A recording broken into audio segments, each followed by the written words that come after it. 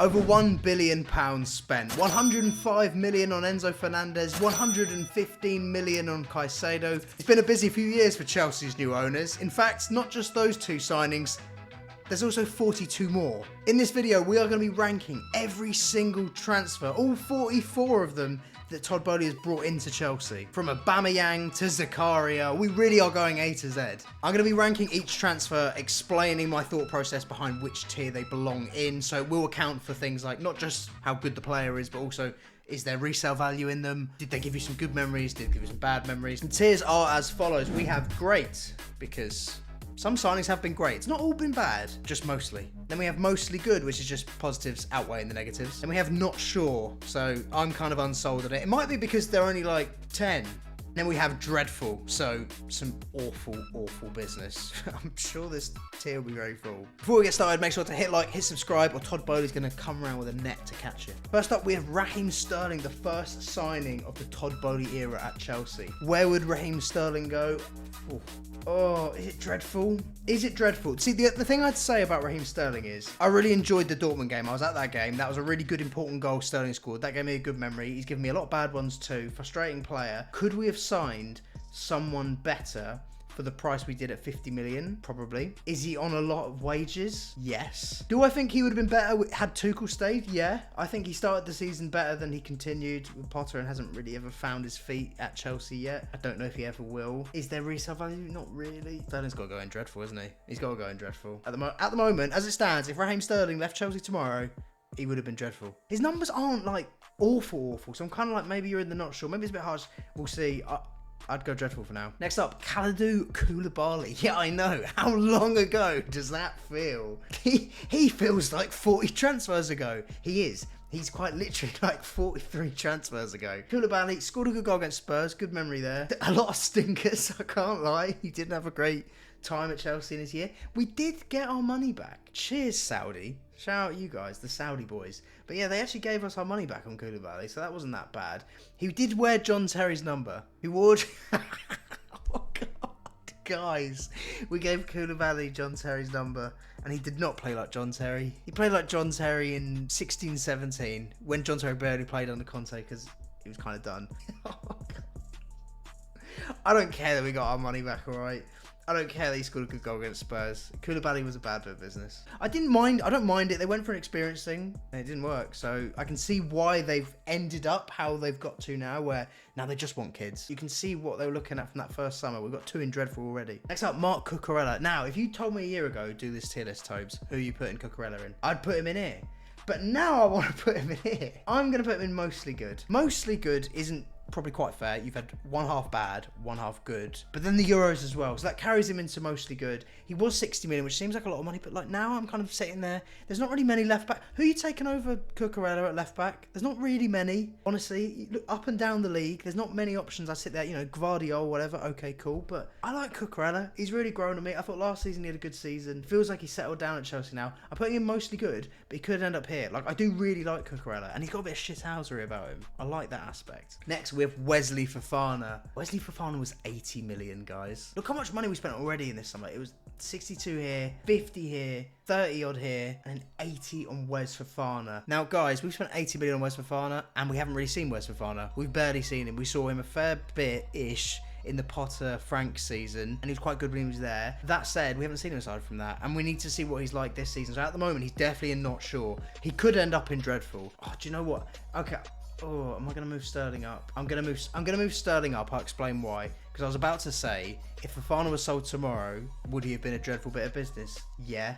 Yeah, he would. He would have been a horrendous bit of business.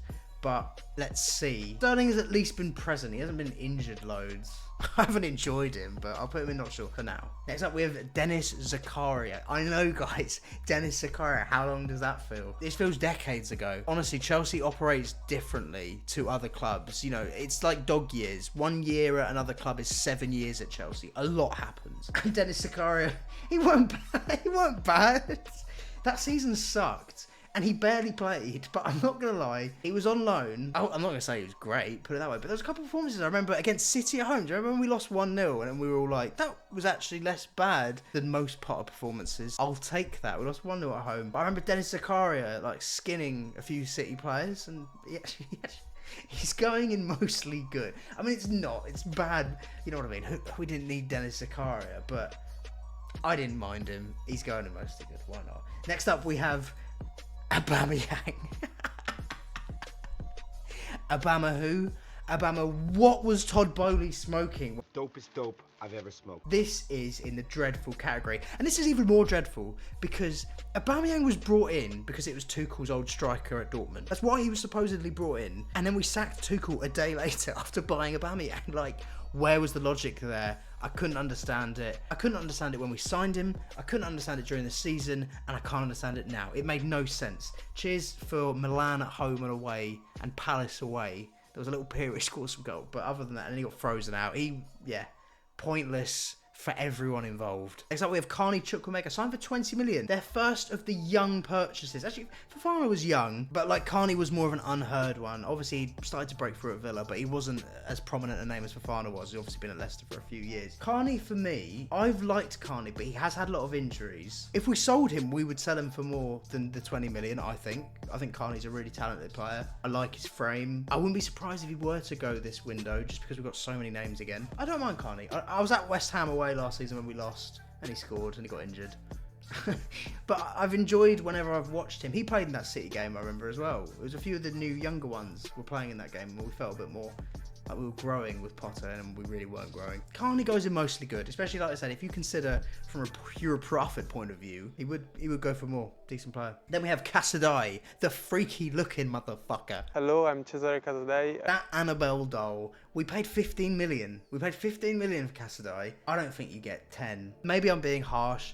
I just think whenever I watch him, he looks like a poor footballer that would not go for what we bought him for. I don't know what we bought him for with 15 million from Inter Milan. I cannot understand that. Carney made sense. Caicedo, I don't know. I think he goes in dreadful because, like I said, if you signed him just for profit, he's not going to do that. So he doesn't do what he says on the tin. Then we have Slanina, gone on loan to Barnsley. So Slanina goes in not sure. He's supposed to be a talented keeper. He's only young. We'll see. Now we have a very topical man. It's João Felix. João Felix. This might not be the only time he ends up on this list. By the time I've done this video, he might have popped up towards the end. João Felix. João Felix sent off on his debut against Fulham. But before that, the first hour of that game, my word, was João Felix sensational. It felt like we landed a superstar on loan, and then we lost him for 3 games and only had him for about 80% of his loan left.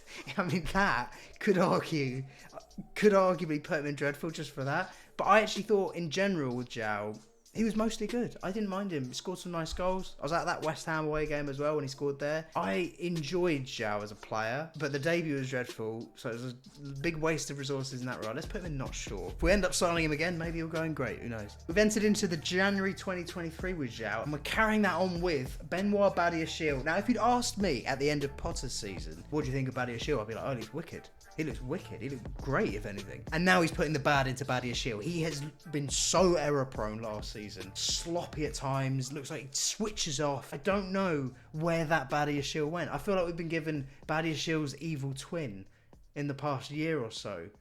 I'm really not sure on Badiashile. I'm even tempted to go dreadful at 35 million. 35 million was a fair amount of money for Badiashile, and yeah. The only reason he's not in dreadful is because I do remember your first 6 months, Benoit. I do remember them. Next up, Noni Madueke. Now, Noni Madueke is one of the very few players that Chelsea have signed, of all these young players, that truly has developed. And I really mean that. I think Noni Madueke is really turning into a very decent player. Whether Chelsea sell him or not is another thing altogether. But I think he's come on leaps and bounds. He was someone that always would cut in, very predictable as a winger, I felt. And he's grown into the point that he's taken players on the outside more. He's giving more goal threat. I would say Noni's been mostly good.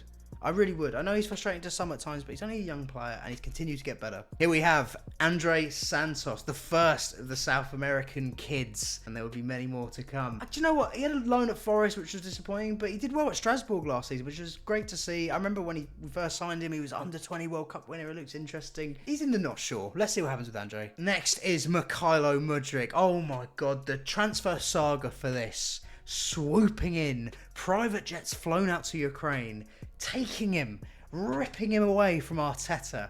It felt like the most amazing hijack for the most exciting player, only compounded with that insane debut at Anfield, coming on a sub, and he looked electric. It looked like we'd re-signed Robin. And then the rest of the Chelsea career so far has happened with Mykhailo Mudryk. Take me back to that transfer saga and that debut, because it felt like, coming off that Anfield pitch, I know the game finished 0-0, felt like you'd seen a star. You felt like you'd seen a player where everyone went, whew, Chelsea got one there. Like the speed and the technique actually within his dribbling. I know a lot of people cook Mudryk about that debut because I was against Milner or whatever. There's the bit where he's weaving in the box. That's technique. That's nothing to do with who you're playing against at that point. That's just great footwork. And we've seen it in bits and bobs the last year and a half since then, but it's not been consistent enough, and neither of his starts. However, he's just not kicked on, Mudryk. And I know people say, oh, this is 8 million. This is not 80 million. Mudryk is 60 odd million, and his add-ons are like Ballon d'Or related. I don't think Mudryk's going to be winning the Ballon d'Or, put it that way, guys. I hope he does. I hope we pay the full 80 odd million, because yeah, we'd have won a lot of stuff. Oh, 60 million, could you have got a better winger? Yeah, you could have. But I still believe, I still believe in Mudryk a little bit. I just think with the raw athletic attributes he has, that is a guy that if you can coach him to the point that he's not doing the thinking and it's drilled into him, his exact movements and what he needs to do, and maybe his shot selection or when to pass, when to give it, etc. If that was drilled into him, which I really hope comes, because that is imperative for him to kick on in his career at the top level anyway. If that were to happen, he can be a really good player. He can be a really great player, genuinely, because he has the technique and he has these raw attributes. He just doesn't know how to put it together. He hasn't got a brain, and it's unfortunate. But yeah, take me back to that debut, man. Not sure for now. Then we have Datro Fofana. Datro Fofana played a bit under Potter. I even remember him rounding the keeper. I think it was a Southampton game when we lost to bottom of the league, and Potter said the boys played well and that Southampton are a really well-trained side despite sacking their manager that week, and they were bottom of the league. Anyway, but I remember Datro Fofana. I didn't really find him. And he's had a loan at Union Berlin. Bit of a issue, I think, with the manager, but he's still scored some goals. And then Burnley, he scored some goals at the last season. Screamer at West Ham, I guess not sure, or I think it's bought between 10 and 15 million. We could get that back and we could make profit on him, which is probably the purpose he's serving at this point. He looked okay when he played a couple of times for us. Then we have that deadline day. That deadline day with Enzo Fernandez, Rui Costa and Boehly going at it, hammer for hammer. They were literally about to get the call up from Eddie Hearn. We managed to get Enzo Fernandez £105 million, breaking our transfer record for Romelu Lukaku. For me, Enzo goes in mostly good, and I know that might sound generous. A lot of people would say that's generous. Last season didn't have his greatest season. Obviously had a hernia, but those first 6 months, and also numerous times throughout last season too, he just has performances that I don't think many players in our squad are capable of. I think the calibre of player that he is someone that is a top level player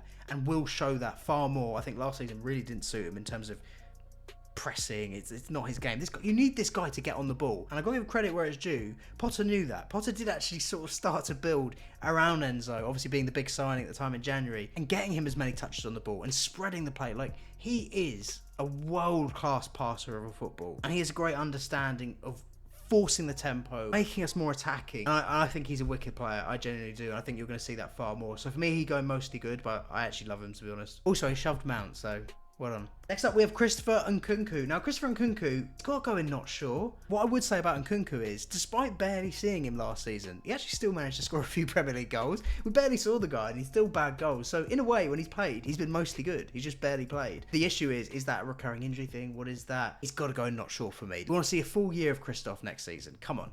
I'm excited to see more Nkunku. He's someone who can bag goals, who can be clinical, and we have lacked that at Chelsea for years, long before Boehly was here. Genuinely like 6-7 years of Chelsea not being clinical, and he could be a player that really gets us putting the ball in the back of the net, and that's exciting just in itself. So yeah, we haven't seen a lot of him, and what we've seen has been mostly good, but we've just barely seen any of it. And at 60 million injuries, he's got to go not sure for now. Now we have Malo Gusto, our first player in the great category. Without a doubt, without a shadow of a doubt, this is one of Clearlake and Boehly's best bits of business they've ever done, and likely ever will do. Because the injuries that Reece James has is something that has been a real struggle for Chelsea over the years. Like, he's a superb player, but we've been left with the alternative of Dave pretty old, or Tuchel would even put Ruben Loftus-Cheek at right wing back, and it's not the same as Reece James. But what we have in Malo Gusto is one of the best right backs in world football anyway. So when we lose the best right back in world football, it's not too big a deal because Gusto genuinely is that good and young. He's an unbelievable bit of business at 30 million. Yeah, gotta go in great. Next up, we have Diegzi. Diegzi has been sold today, guys. We got him on a free last season. I saw him against Wimbledon. I was at the Wimbledon game. So I saw brief minutes for Diegzi at Chelsea. He's going in mostly good, and I'll tell you why. So we got him for free last summer, and we've sold him for 2 million this summer. 2 million profit, and he gave us some memes. It's got to go mostly good. Matos, you're going in not sure, barely seen you. And Richards, barely seen you, not sure. And we have Robert Sanchez, 25 million Robert Sanchez. Look, he was better than Kepa. He's an upgrade on Kepa, but he's still crap. Let's call a spade a spade. He's going in dreadful for me. Like 20 million on a keeper, surely you could do better than Robert Sanchez probably. He was out of favour at Brighton. Simply being better than a keeper that cannot save anything, has hands made of poppadoms, in Kepa Arrizabalaga is not the barrier for entry in terms of being a keeper at Chelsea. We've seen your Courtois, we've seen Czechs, even Kudachini's. We've seen good keepers. Robert Sanchez is not one of them, and I'm a bit worried going into the new season that he keeps starting in friendlies. Surely this Jorgensen guy's better than him. But yeah, 20 million, he's going in the dreadful, because we're not going to get 20 million back. Next we have Nico Jackson. Nico Jackson is going in great for me. I'll tell you exactly why. At 30 odd million pounds, he represents an incredible bargain within current football. You bear in mind your Højlunds are going for 70, your Nunez's are going for 80. Would you swap those strikers for Jackson? Jackson is someone that, as much as he'll be frustrating in terms of not finishing his dinner, in terms of not putting away the amount of chances you would hope he does, every other aspect of his game as a striker, he ticks every box. That guy can link up, he can run channels, run in behind, hold up, bit of shithousery about him as well. Like, Jackson's a really top player, and at 30 odd million, he was a really good buy, and he's someone that we could even see on the left at times. Like, talented footballer, big fan of Jackson, and at that price, he's got going great. And we have Leslie Ugachukwu, Big Les. On Big Les. On Big fucking Les. Leslie, it's not like a not sure. From what I've seen of Leslie, I genuinely think mostly good. That's not even because of the Inter game, just in general last season, despite his injury, and at the price we got him, I think 20-25 million. He just looks like a decent player. I feel a bit sorry for him because you got your Lavias, you got your Caicedos. I don't know if he'll break in ahead of them in that kind of deeper lying role at Chelsea in the midfield. But I just think he's a really decent player whenever I've seen him. So hopefully we see more minutes for Leslie, particularly with Europe this season. If we do keep him or if he goes on loan, I'm not sure. For me, he'd be mostly good. And I think, put it this way, if you sold Leslie, you get your money back and more. Axel Disasi. Now I'm not sure. I really like Disassi's character. I really like when I see him celebrating clearances and blocks. I like that kind of thing. That's old school defending. I like him in that regard. Even the way he celebrates some goals, or when you see him in interviews, and how highly a lot of his teammates talk about him, that he's very much one of the funny guys in the dressing room. It's nice to see, and I like that about him a lot. As a footballer, I'm less convinced, but I don't think he's awful. Put it this way, I prefer him to Badiashile. Like, if we were ranking this, I'd be like, oh, well, he's ahead of him. I think I prefer... At first, I preferred Badiashile. But honestly, in the last year, yeah, I would say Disassi's been the better of the two. But I'm not sold on him. So he's not sure. Then we have Angelo. Now, Angelo looks really talented. Whenever I watch Angelo in pre-season, I've been really impressed by him. Obviously, he had a good spell at Strasbourg on loan as well. However, he was injured a bit. I think he's a really talented player. Like, from what I've seen, I'd have him mostly good. But we haven't seen him at, like, Premier League level on a consistent basis. So maybe not sure for now. But I like Angelo, and he's one to keep an eye on. Even if you're not a Chelsea fan, I would say if he ends up going on loan to a Championship club or maybe a lower Premier League club, keep an eye on Angelo. He's a decent player. Got a lot of technique about him, good way to pass. Not the biggest goal threat, but he's got other aspects as a winger that he's nice. Moises Caicedo. A year to the day that Liverpool were rejected by Moises Caicedo and Chelsea signed him, and he was celebrating with his mum. What a day and what a signing. As much as the media have wanted to portray Moises Caicedo as some flop, even though 115 million, don't get me wrong, is excessive. You're not going to get profit on him, I don't think. Actually, do you know what? Maybe you could get profit on him in the future if they chose to sell him. And I hope they don't, because this guy is only 21, 22 years of age. And last season, the last 6 months in particular, he looked so much more settled. He genuinely looked like he could be in here. But much like Enzo, I'm a big fan of him. However, there were periods, the start of the season, the West Ham game I spoke about before, where Moises Caicedo had a shocker there. He had some other shockers in general. I think Middlesbrough, even in the Cup, in the away game. There were a few performances in the first half of the season that he didn't look like he was acclimatising well at all. But the second half, he was awesome.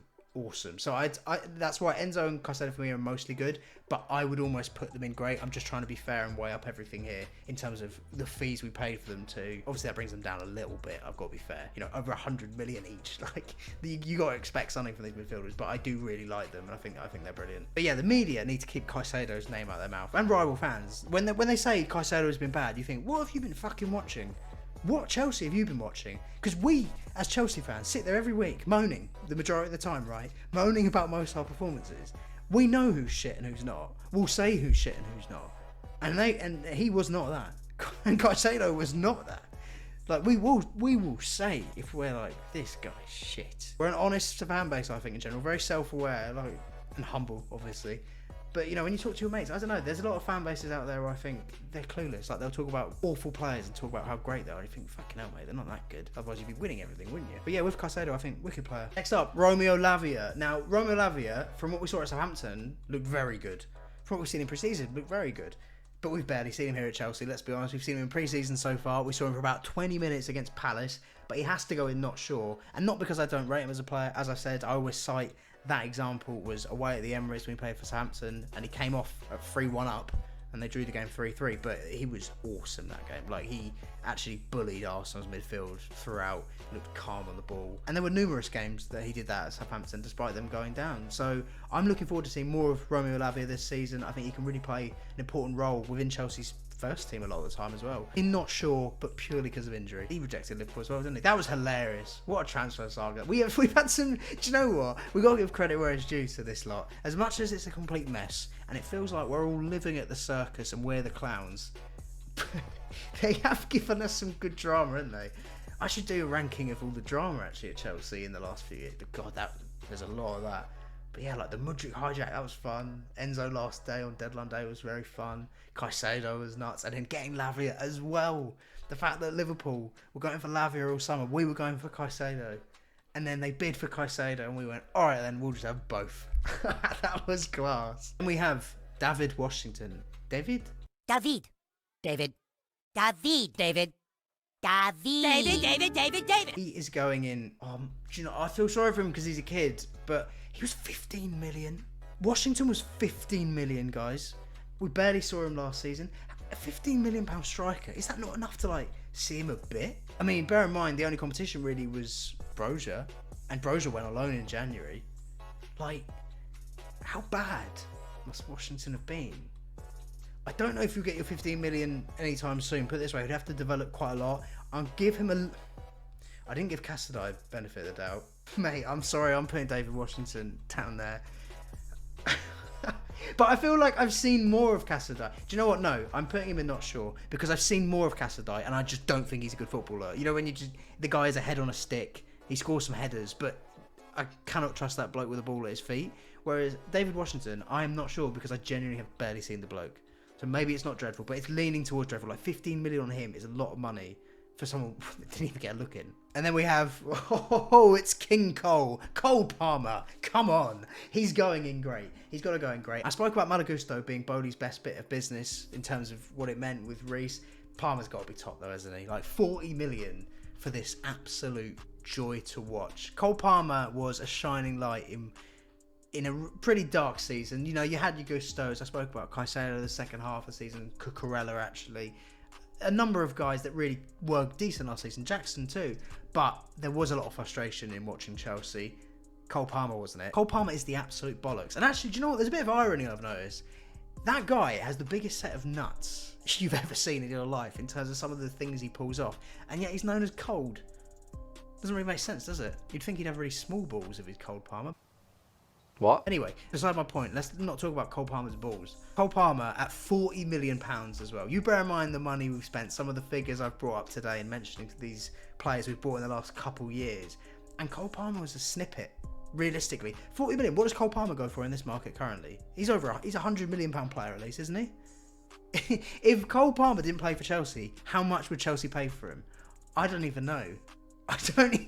Maybe 200. Genuinely, he has been fantastic. A joy to watch, and I'm so gassed that Chelsea have Cole Palmer. I'm excited to see many many more years of this boy at the bridge. Samuel Smith from Everton, I really am not sure, if I'm honest. And Jimmy J. Morgan from Southampton scored goals there, but yeah, not sure to be honest. Jordi Petrovic, Chelsea's first team keeper for a lot of last season. The majority really, after Sanchez got injured. I prefer him to Sanchez. I see them both as backup keepers. That's how I see these guys. I don't think they should be first team keepers at a top level team. They wouldn't start for any other top level team. But I prefer him to Sanchez. He gives me less nerves. I don't think he's great, put it this way. I mean, the guy let in over 6 XG worth of what he should have let in, if that makes sense. Or what he shouldn't have let in, rather. So he let in 6 more goals than he was supposed to let in. Like, he's not an amazing keeper. He's not great with the ball at his feet. He's not great at coming for corners, etc. But he gives me less nerves than Sanchez. At 15, I think Sanchez at 2025, you don't get profit on, and I think he gives me more nerves. Petrovic, I wouldn't say he's been mostly good. I know people really hype up his season. I don't really know why. He's not a great keeper anyway. Like, put it this way, guys. Just because they're better than Kepa doesn't mean they're great keepers, all right? But I'd put him in not sure because I think he would be a decent backup. And I also think at 15 million, they'd easily get that back. I don't think he's like a bad keeper. He could do a job somewhere. And if not, he could do a job on our bench. He's a decent backup. Now, that was the 2023 summer done. And we move on to, just after that, in the new season, we signed Kendry Paith. Kendry Paith, we signed age 15 from Ecuador, obviously Caicedo's country. And this boy looks so talented. Like, so talented. Look, he's in not sure because he hasn't even entered the door at Chelsea. But I'm so excited to have this kid at our club because he really does look like one of the next big things. Genuinely an unbelievably talented player at his age. Already called up and playing for his national team. Even scoring goals. And scoring goals at men's level at his age is mental. He looks so advanced. So I'm already saying mostly good. I've got it. I almost want to say great. Do you know what? Yeah, I'm actually calling it as a bit of business for this because I think it was like 15 million odd. He'd go for like 60 now. He'd already go for 60 now because the next boy up is Esteval and we paid 60 million for him. Honestly, Kendry Paith, if you sold him instantly, they would make a lot of profit. Like, this kid looks like he's going right to the very top. He will go right to the very top. Right to the very top. Harry Redknapp was right on Frank Lampard. I was right there on Kendry Paith, and I feel like Esteval's going to be very similar. Obviously, it's 60 million, but this guy looks like the next big thing as well. Maybe I'll get a bit carried away in the Clearlake Kids project, but these two feel like superstars. There's a number of other kids they buy where I think, who the fuck's that? Who the fuck is that guy? Who is this? We don't need 9 keepers. Who's this one? Why is this one coming in? Whereas these two, I get it. I fully get it. You watch some of the highlights of these players. You watch the fact that they're being called up. You watch the fact that they play at men's level at the age they are, and they are skinning up players. They are roasting them. They are sensational. They are Real Madrid caliber signings. And I don't mean Galactico signings. I mean, you know, how Vinny gets signed, how Rodrigo gets signed, how those boys get signed for Real Madrid has always been a case of taking the best talent from South America, even Barcelona with Neymar. And this feels like the approach we've made with those two in particular. Like, they, for me, are going to be superstars. I'm gassed for them to come to Chelsea next season, genuinely. I really want to see them. Next up, we have Kiernan Dewsbury. That's Kiernan, like your nan. And he is going in the not sure because we've barely seen him. He's just played a bit of pre-season. Coming back from an injury, actually, to be honest. He's not even fully fit. But, yeah, I thought he was decent at Leicester. Let's see what he's like here. Obviously, he should understand Maresca's wants far more than other players because he's worked with him for a year. But yeah, let's see. I'm actually quite excited about Dewsbury. I think he's a decent player. Then we have Tosin Adarabioyo, and it's very much the same. We've only seen him pre-season. Let's see again. Fulham. I thought this is actually this is good business with Tosin, particularly because he's free. I would say that. I don't think Dewsbury was a bad price, by the way, but Tosin being free means they're going to get resale anyway. So worst case, even if he's not great, you'd get profit for him. So yeah, I think that's a sensible bit of business. Then we have Caleb Wiley. He has gone on loan already to Strasbourg, which are the new Vitesse. If you weren't familiar, Chelsea have purchased another club, basically. Our owners have another club in Strasbourg where a lot of our players are loaned and even bought in the instance of Diego Moreira, Diegzi, as I spoke about earlier. So yeah, there are Vitesse for now, and he's gone on loan there. Don't know. I think it's a shirt sales buy. We've bought an American for shirt sales. Pulisic went, Caleb Wiley in. Makes sense, buddies. Then we have Goo. I really like him. I know we've only seen pre-season of him, but even he's at Barcelona, still managed to score goals. Looked like a talented kid. He's only 18 years of age. He was actually, his first goal at Barcelona was set up by João Felix. Perhaps not just a past Chelsea signing, but a future Chelsea signing as well. Mark Gui, looks very talented, and I will put him in not sure because it's pre-season, there's not much to go off. However, he could really end up being in here. Like, he looks like a talented buy they've made there, and only 5 million odd.